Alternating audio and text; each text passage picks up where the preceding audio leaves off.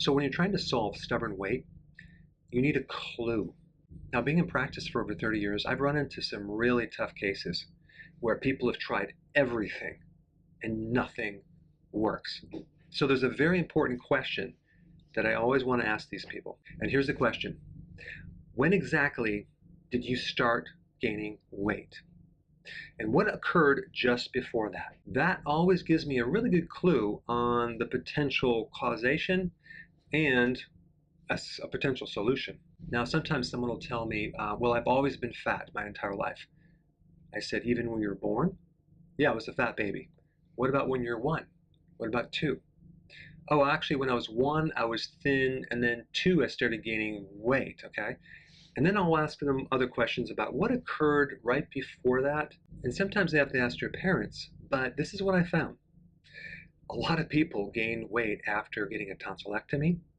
A lot of people gain weight after being exposed to antibiotics at a very early age.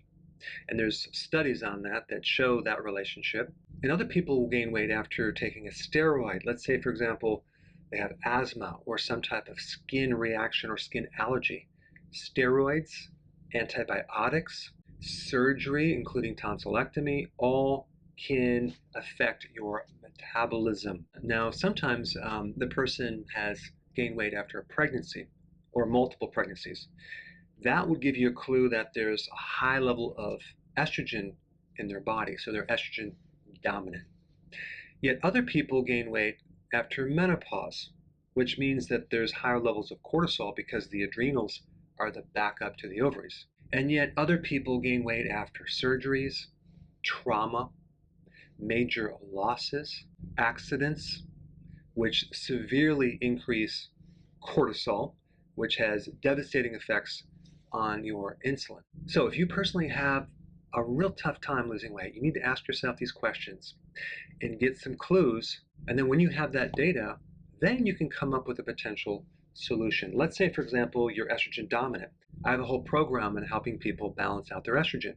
I'll put that link down below. Let's say it came from a trauma or some stress or surgery. Then we need to focus on the adrenals. I put that link down below. Let's say, for example, the person became a diabetic type 1 and then now they're on insulin, or even a type 2 and then they're on insulin. I talk about that. Let's say, for example, your problem started after taking antibiotics. Well, there's all sorts of probiotics you can take to help reestablish that microflora, including certain healthy fibers that can actually feed the microbes. That might be some weakness that you need to work on over time to overcome this stubborn weight. But regardless of whatever type of stubborn problem you have, the basics of getting on the healthy keto plan and doing intermittent fasting usually will work. But on a rare occasion, some people need to fast longer. And I'm talking about not even doing one meal a day, but doing one meal every other day. So some people need to go to that extreme before their metabolism starts coming around. So anyway, I just wanted to bring up this very important question that you can use to try to get a clue on why you're not losing weight.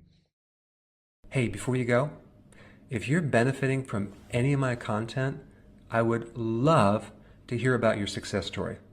Please share it in the link down below.